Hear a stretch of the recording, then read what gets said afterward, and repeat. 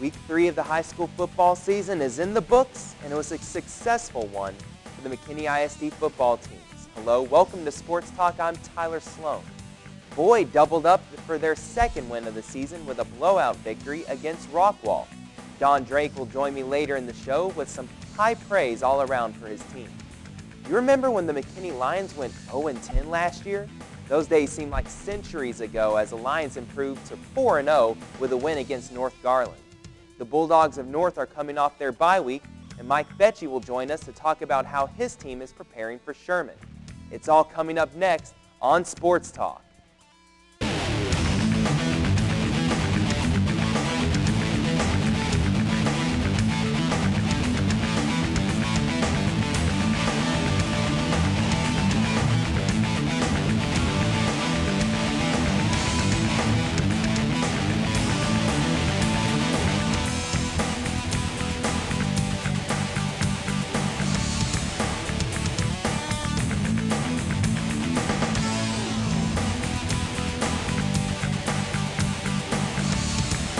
The McKinney Lions improving to 4-0 on the season with a 41-18 win over North Garland last Friday.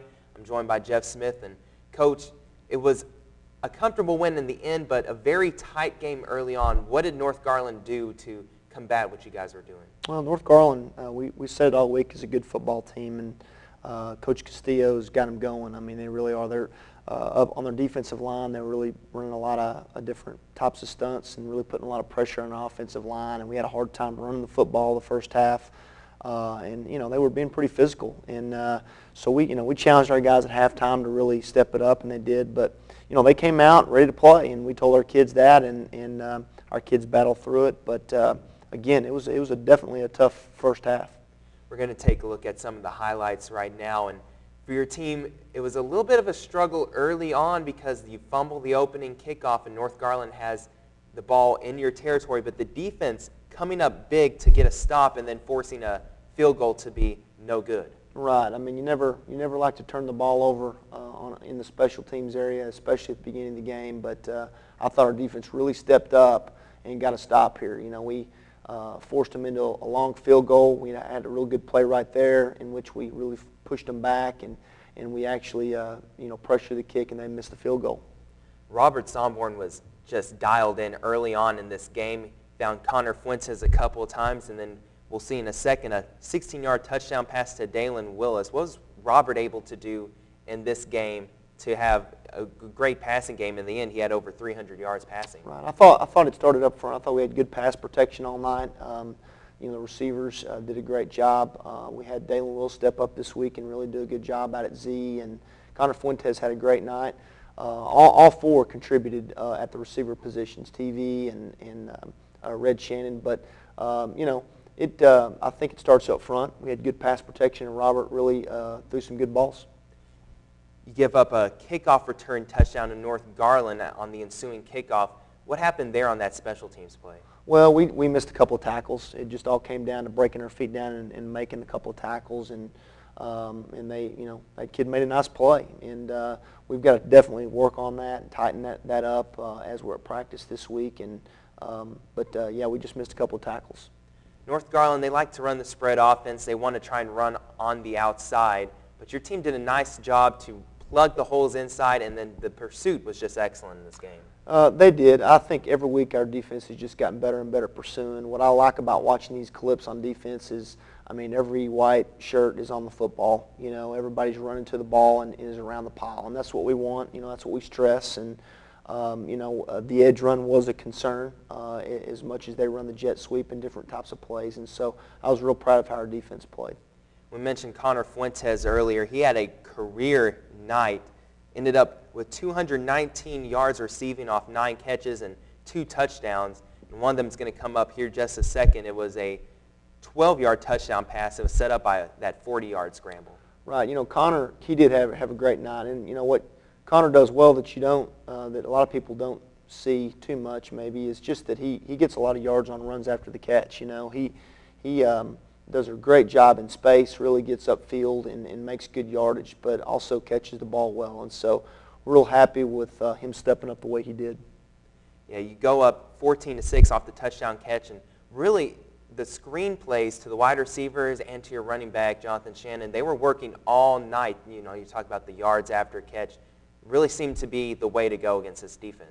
Well, we got several guys on offense that if we get the ball to them, they can really do well in space. And the screenplay was good just because of the pressure that they were bringing, and so we were glad to have the screen game going well.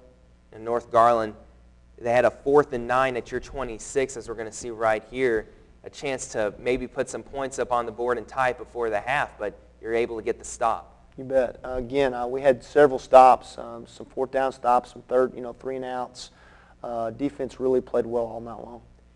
They score on their opening drive. They don't get the 2-point conversion, so you answer right back with a little trickery. T.V. Williams getting the handoff on the sweep and then throwing to Connor Fuentes downfield for the touchdown. Yeah, we'll work a couple plays during the week like that, and T.V. did a great job setting his feet, throwing the ball, and Connor did a great job catching it and making a play.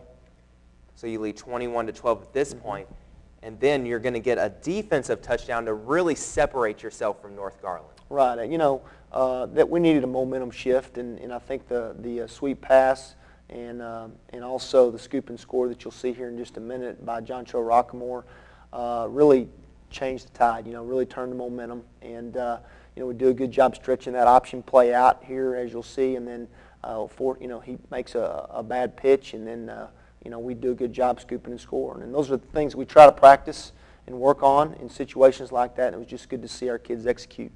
And sometimes the defense may not show up in terms of how many yards they gave up. Maybe they give up more yards than normal, but sometimes it's those playmakers that are able to make the difference and really stand out. No doubt, and we've got several guys that have played a lot of football games that are, that really step up and make plays for us, and they did last Friday night. So you lead 28-12 after the fumble return for a touchdown by Rockmore, and then you go up 35-12 after another touchdown. It's a pass from Robert Somborn to your running back, Red. Yeah, we just a little screen play right here, and Red does a good job splitting the defenders and breaking away, and we really could feel the momentum. Obviously, at that time, with scoring 3 scores, to it really changed, and our kids were starting to get dialed in a little bit. Somborn's going to have another touchdown pass to Shannon. It'll be your last touchdown of the game, so you win 41-18 in the end. Overall, a very complete effort, both offensive and defensively, from your team. Yeah, it was. I mean, the first half was not really what we wanted. We give a lot of credit to North Garland and what they did and how they prepared, and they came out and got after us pretty good. But I thought that the second half, at halftime we talked to them and made some good adjustments and talked about a few things, and our kids really rose up and had a good third quarter and really finished it off in the fourth. And so, yeah, I was very pleased. Defense really played well, I thought, all night long. We gave up that touchdown on the kick return, but other than that, they held them out just 2 touchdowns and really did a good job gang tackling and pursuing the football. And offense, I thought, just got better as the game went on. The running game picked up the second half, and so I like the way we finished. We just need to start a little bit better. What's it like for you as a coach, going 0-10 last year to start off this season 4-0? Oh, it's been great. It's hard to put into words. We try not to very much because right now we've got a lot of work ahead of us. I mean, we're very proud of where our kids are right now, what they've done, and we're excited about some of the things that we've gained from these wins. But it's all in perspective. We're keeping it there, and want to know that we've got a lot of really good, tough games ahead of us, and we're excited about those games. We're excited about where we're at. We're excited about those opportunities, and it starts this Friday with Denton Ryan, and they're a great program, and we're going to have to play very well, because I know Denton Ryan will be ready to play. And Ryan, always one of the top defensive teams in the area.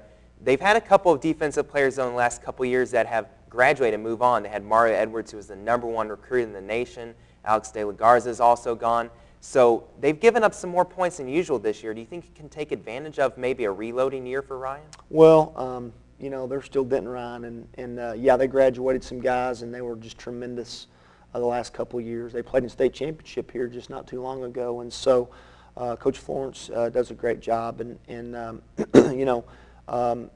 they have guys that step up, and they've played some pretty tough people in non-district that They're in the game, and they've had a couple of injuries. And so I think, after a bye week, they had a bye week last week, they're going to be dialed in and they're going to be ready to play. And so we just, as a football team, the McKinney Lions need to get ready. And that's what we did yesterday at practice, and that's what we're going to do all week, and just be as prepared as we can and ready to play. Oftentimes a quarterback position is one that can be one of inconsistency sometimes, but your quarterback, Robert Somborn, has been the model of consistency so far this season. How's he continue that against probably the best defense he's seen all year? He just first of all, we're gonna continue to do what we do. We're not changing a lot of things. We're gonna, obviously every week you tweak a few things and you game plan for someone, but we have a system, and Robert understands our system. He runs our system well. He leads it, and he's not the only one out there. He's got a lot of guys he depends on. Offensive linemen, our running game, all of our receivers that catch the ball so well, our running game, running back. All those guys contribute to that, and it takes some of the pressure off of Robert to where he's not, he's just one piece of that puzzle. But he's an important piece, and he's done a great job managing so far, and I expect nothing less this week, and we're just challenging our whole offense to step it up, and as well as our defense. We're going to have to step it up in all phases to beat a team like Denton Ryan. Yeah, he's definitely an important piece that kind of how he performs reflects how the rest of the team performs. Your team has performed well in that game. Before you leave, Coach, wanted to get your thoughts on what occurred last night on Monday Night Football. You have the replacement refs in the NFL. There's a Hail Mary at the end of the game. The Seahawks got the touchdown. It looked like maybe the Packers should have won that game. You deal obviously with, sometimes the refs are really good. Sometimes, they miss a couple calls in your games. How can you relate as a coach to what Mike McCarthy's going through in Green Bay, and what do you tell your players when maybe there's a play in the game that just really seemed like it should have gone your way and it just doesn't? Well, it can be frustrating, when a play doesn't go your way or a call doesn't go your way. But honestly, we tell our kids that it shouldn't come down to one call. We got to take care of business. It doesn't come down to one play. A game is full of many plays and many calls, and those guys, they make mistakes like we all do, and make good things happen like we all do. And I refereed a couple of games, or whether it be any basketball, different things, and I'm telling you, man, I have a lot of respect for what those guys do. It's not easy, It's not easy to make calls in the clutch, and especially in the NFL, those guys get pushed into that spotlight where they're at, and they're doing the best they can, and they're trying to learn fast and at that level. And so, but when it all comes back to it, we can't, we've got to take care of what we do, and the game is full of many plays, and it should never come down to just one play. We should have done things to put ourselves in a better position if we don't win. And so, it can be frustrating, and there's times where we're like, man, I wish that call would have gone our way, but we can't worry about that. We've got to win the game by how we play and how we execute. And so far, you've done just that. 4-0 start for the McKinney Lions. Next week, they're going to host Denton Ryan this Friday, and a chance to go 5-0 on the 2012 season.